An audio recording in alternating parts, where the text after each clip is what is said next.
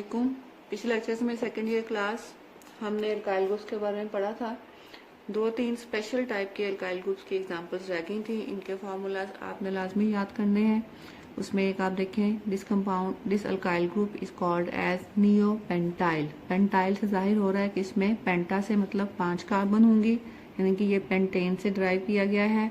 और जब 5 कार्बन इस तरह से अरेंज हों, CH3 CH2 इसके साथ एक खाली वैलेंसी और सेंट्रल कार्बन के साथ एक मिथाइल ग्रुप नीचे, एक मिथाइल ग्रुप ऊपर, जब 5 कार्बन इस फॉर्म में अरेंज होंगी तो इस ग्रुप को हम कहेंगे neopentyl group. Second one is vinyl group, CH2 double bond CH और इस टर्मिनल कार्बन के साथ खाली valency. Third example is phenyl group. इसका फार्मूला क्या है, C6H5 और ये बॉन्ड शो करता है कि एक कार्बन के साथ एक वैलेंसी खाली है। Fourth type is allyl group, CH2 double bond CH single bond CH2 और इस टर्मिनल कार्बन पे जो कि सिंगल बॉन्ड के साथ अटैच है एक खाली बॉन्ड, तो ये है एलाइल ग्रुप। ये 3-4 एग्जाम्पल जो हैं ये आपने as such with their formulas याद करनी है। उसके बाद हम आते हैं टाइप्स ऑफ कार्बन पे। प्राइमरी, सेकेंडरी, टर्शरी कार्बन, ये वो टाइप्स हैं जिनका जिक्र बार बार ऑर्गेनिक केमिस्ट्री में आएगा। तो इनका आपको पता होना चाहिए कि प्राइमरी, सेकेंडरी और टर्शरी कार्बन क्या होती हैं। Primary carbon is that carbon which is directly bonded to only one other carbon. ऐसी कार्बन जो सिर्फ एक दूसरी कार्बन के साथ अटैच हो, that will be called as primary carbon. जैसे ये देखें, आपके पास प्रोपेन का फॉर्मूला है CH3 CH2 CH3। इनमें जिन 2 कार्बन को मैंने टिक मार्क किया है ये दोनों प्राइमरी कार्बन हैं। क्यों, देखें आप, इस कार्बन के साथ फर्दर सिर्फ एक और कार्बन अटैच है, इस साइड पे और कोई कार्बन नहीं है, इसके साथ भी यही केस है। लेकिन अगर आप सेंट्रल कार्बन को देखें तो ये दोनों साइडों से 2 कार्बन के साथ अटैच है। सो ये जो है सेंट्रल कार्बन प्राइमरी कार्बन नहीं है, लेकिन ये टर्मिनल कार्बन, टर्मिनल का मतलब सिरे वाली कार्बन जो है ये प्राइमरी कार्बन हैं। इस तरह से N प्रोपाइल ग्रुप अगर आप देखें, CH3 CH2 CH2 और इस कार्बन के साथ खाली बॉन्ड है, इसका मतलब ये है कि ये वाली कार्बन जो है ये प्राइमरी कार्बन है, क्योंकि ये इधर से सिर्फ एक कार्बन के साथ अटैच है, 2 इसके साथ हाइड्रोजन्स हैं और यहाँ पे जो कुछ भी अटैच होगा वो कोई भी ग्रुप हो सकता है, लेकिन जब तक ये बॉन्ड खाली है तो ये कार्बन प्राइमरी है। Secondary carbon is the carbon which is directly bonded to 2 other carbon atoms. For example, ये देखें, आपके पास प्रोपेन में जैसे बताया था, सेंट्रल कार्बन जो है ये राइट साइड पे भी एक कार्बन से अटैच है और लेफ्ट साइड पे भी। इसका मतलब ये डायरेक्टली 2 कार्बन के साथ बॉन्ड बना रही है। तो ऐसी कार्बन जो 2 कार्बन के साथ बॉन्ड बना रही हो उसको हम कहेंगे सेकेंडरी कार्बन। और अगर आप सेकेंडरी प्रोपाइल ग्रुप देखें तो इसमें भी आपके पास ये जो सेंट्रल कार्बन है जिसके साथ एक खाली वैलेंसी है, क्योंकि ये 2 कार्बन के साथ अटैच है, एक इस कार्बन के साथ और एक इसके साथ, तो ये जो है ये एक सेकेंडरी प्रोपाइल ग्रुप है, क्योंकि इसमें खाली वैलेंसी वाला कार्बन जो है वो सेकेंडरी कार्बन है। ये जो ब्रैकेट में लिखा हुआ है कि primary carbon is attach to 2 hydrogen atoms, secondary carbon is attach to 1 hydrogen atom, ये केस जो है वो आपको अल्काइल ग्रुप्स में नजर आएगा। जैसे यहाँ पे देखें, N प्रोपाइल में प्राइमरी कार्बन 2 कार्बन के साथ अटैच है, सेकेंडरी प्रोपाइल में सेकेंडरी कार्बन 1 हाइड्रोजन के साथ अटैच है। टर्शरी कार्बन एक ऐसी कार्बन है जो कि डायरेक्टली 3 दूसरी कार्बन एटम्स के साथ अटैच होगी। फॉर एग्जांपल आइसोब्यूटेन में देखें, CH3 CH3 CH3 CH, तो यहाँ पे जो सेंटर में कार्बन है देखें, इसके दाएं बाएं नीचे 3 साइड पे कार्बन अटैच है। इसका मतलब ये कि ये 3 बॉन्ड कार्बन के साथ बना रही है और चौथा बॉन्ड जो है वो इसका हाइड्रोजन के साथ बन रहा है, तो ये होगी टर्शरी कार्बन। ऐसी कार्बन जो 3 बॉन्ड हाइड्रोजन के कार्बन के साथ बनाए उसको हम टर्शरी कार्बन कहेंगे। और इससे कोरेस्पॉन्डिंग जो अल्काइल ग्रुप होगा टर्शरी ब्यूटाइल ग्रुप, जिसमें ये सेंटर वाली कार्बन जो है उसकी वैलेंसी खाली है, तो आप देखें ये किसी भी हाइड्रोजन के साथ अटैच नहीं है, जैसे कि ब्रैकेट में लिखा हुआ है नो हाइड्रोजन एटम। तो ये जो ग्रुप होगा that will be called as tertiary butyl group, क्योंकि इसमें जो खाली वैलेंसी वाली कार्बन है वो एक टर्शरी कार्बन है। अब नेक्स्ट हमने देखना है IUPAC system for the naming of alkanes, यानी कि IUPAC यूनियन ने जो रूल्स वजह किए हैं अल्केन्स को नाम देने के लिए, उन रूल्स को हमने देखना है और उन रूल्स के मुताबिक हमने बहुत सारी एग्जांपल्स भी देखनी है कि उनके हम नेमिंग कैसे कर सकते हैं।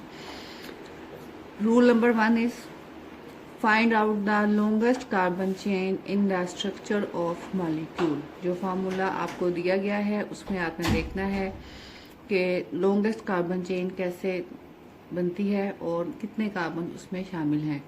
जैसे आप ये देखें एग्जांपल नंबर 1 में आपके पास एक कार्बन चेन ये है, दूसरी कार्बन चेन कौन सी हो सकती है, ये 1 2 3, इधर वाली भी देखें 1 2 3 4। तो हमने कौन सी सिलेक्ट करनी है, जो ज़्यादा लंबी है।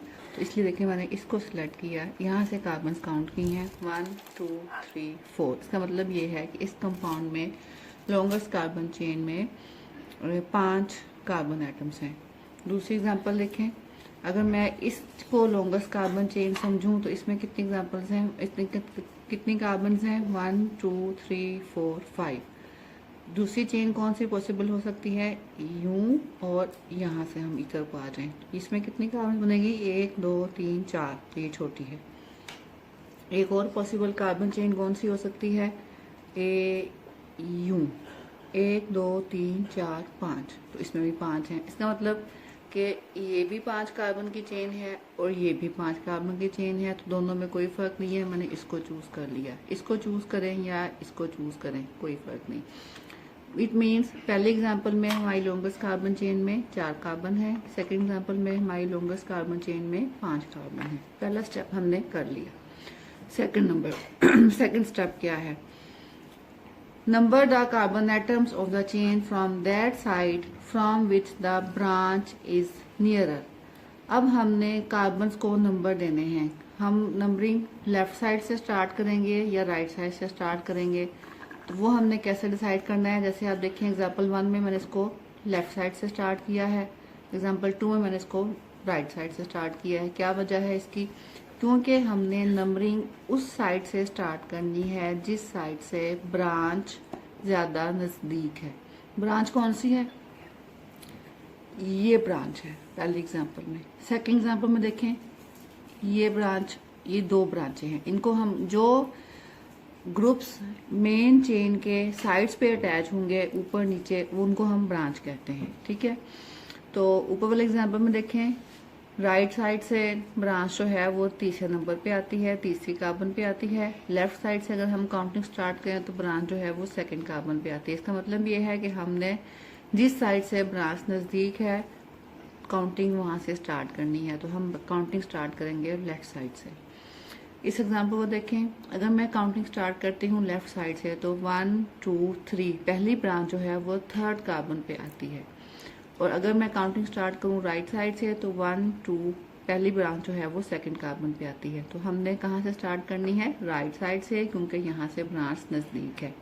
ये क्लियर हो गए 2 रूल्स। पहला rule, longest carbon chain locate करें, उसकी नंबरिंग दे लें ताकि आपसे कोई मिस्टेक ना हो। सेकेंडली, नंबरिंग देने के लिए आप देखें कि राइट साइड से ब्रांच नज़दीक है या लेफ्ट साइड से। जिस साइड से ब्रांच नज़दीक होगी उस साइड से नंबरिंग देनी है।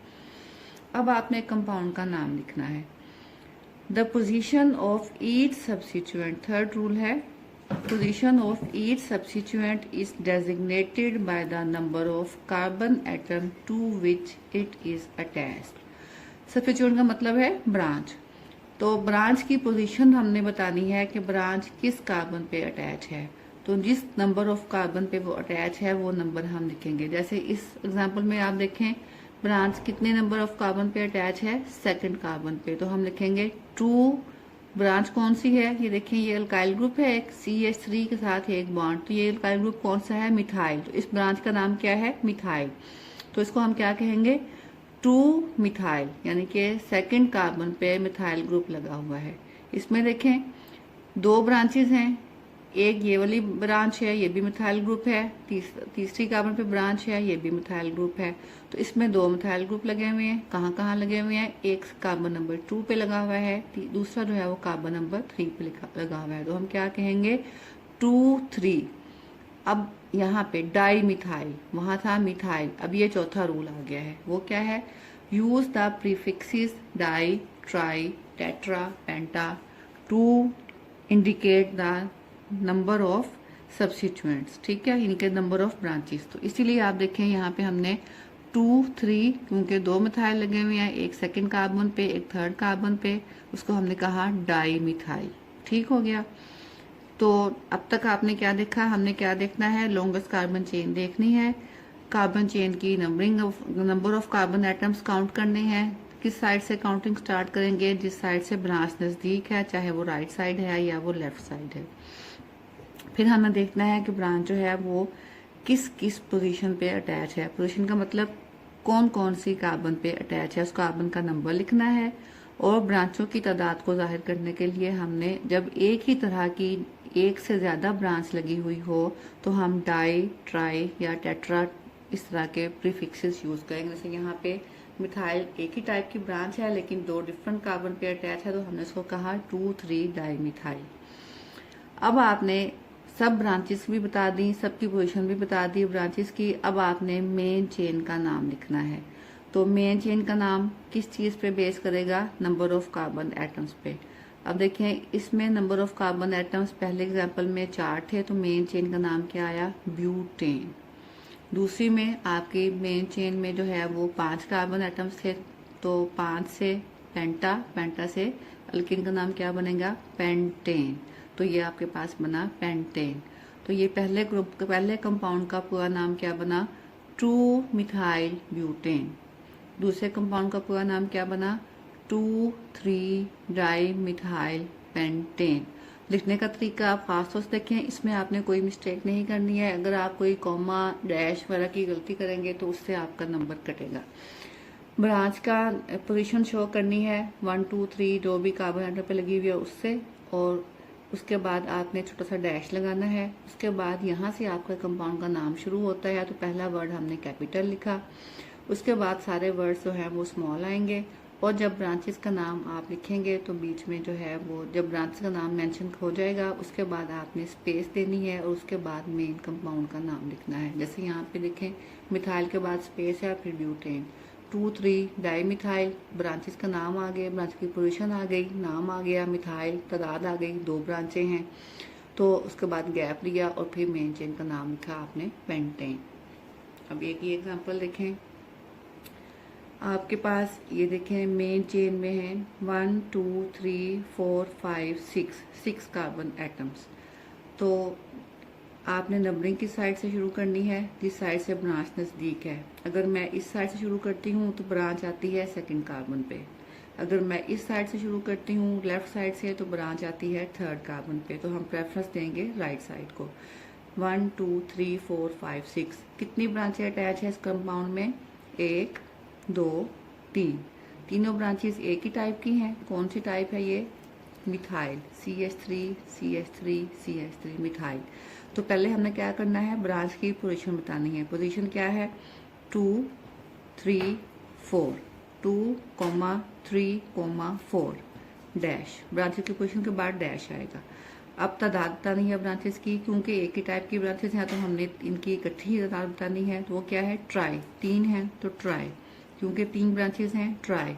ब्रांच का नाम क्या है? मिथाइल। 2 3 4 tri methyl. अब आएगा मेन चेन का नाम। मेन चेन में 6 कार्बन है, 6 कार्बन का मतलब हेक्सा, तो हेक्सा से ये बनेगा हेक्सेन।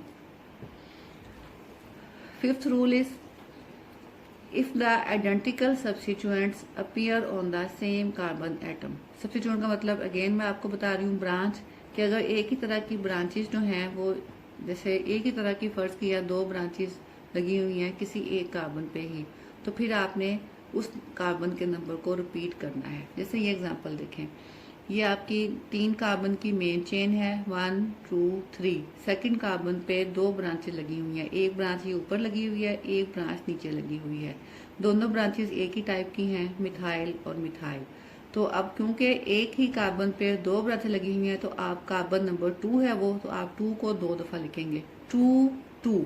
इसका मतलब ये है कि सेकंड कार्बन पे 2 ब्रांचें लगी हुई हैं। वो ब्रांचें कौन सी हैं? मिथाइल हैं, तो डाई मिथाइल, क्योंकि 2 मिथाइल ग्रुप लगे हुए तो हमने कहा डाई मिथाइल। और मेन चेन में क्योंकि 3 कार्बन एटम है तो कंपाउंड का नाम क्या आएगा, प्रोपेन, 2,2 डाई मिथाइल प्रोपेन।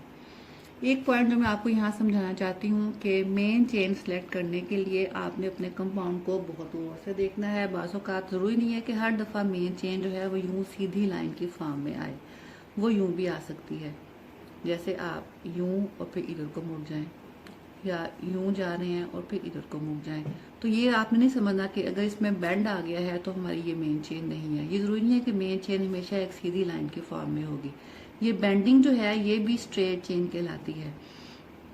कोई भी कार्बन चेन उस वक्त तक स्ट्रेट चेन ही कहलाएगी जब तक कि आपको उसके ऊपर जब आप पेंसिल फेरें तो आपको किसी भी पॉइंट पे अपनी पेंसिल वापस ना लाना पड़े। जैसे फर्ज किया कोई चेन यूं लिखी हुई है, carbon carbon carbon carbon carbon carbon carbon, तो ये भी स्ट्रेट चेन है, क्योंकि किसी भी पॉइंट पे आपके पास आपको अपनी पेंसिल जो है दोबारा से बैक नहीं लाना पड़ी। लेकिन अगर कोई चेन यूं लिखी हुई है, यूं, तो अब आप यूं और यूं जाके वापस यूं आके यूं काउंट नहीं करेंगे, क्योंकि देखिए अगर आप इसको यूं काउंट करें, ये कार्बन है, एक ये कार्बन, एक ये कार्बन, एक ये कार्बन, तो अगर मैं इसको यूं काउंट करूंगी इसमें 4 कार्बन है तो ये गलत है, क्योंकि देखें 1 2 3 कार्बन, उसके बाद मुझे अपनी पेंसिल वापस लाना पड़ी है सेकंड कार्बन पे। इसका मतलब ये अब ये चेन नहीं है, ये ब्रांच है, इनमें से कोई एक कार्बन जो है वो ब्रांच है। तो स्ट्रेट चेन कौन सी बनेगी, या ये, क्योंकि मुझे अपनी पेंसिल कहीं वापस नहीं लाना पड़ी, या ये। समझ आ गई। तो चाहे कार्बन जो है वो कितने भी घुमा फिरा के क्यों ना लिखे हुए हों, जब तक आप उसके ऊपर पेंसिल फेर के देखें कि अगर आपकी पेंसिल किसी भी कार्बन के ऊपर दोबारा वापस नहीं आ रही, उस वक्त तक वो आपकी स्ट्रेट चेन ही कहलाएगी, वो ब्रांच नहीं कहलाएगी। उम्मीद है ये पॉइंट आपको क्लियर हो गया होगा। ये रूल्स हमारे कंप्लीट हो गए हैं अल्केन्स की नेमिंग के। नेक्स्ट लेक्चर में हम अल्केन्स की ही नेमिंग की कुछ और प्रैक्टिस करेंगे। अल्लाह।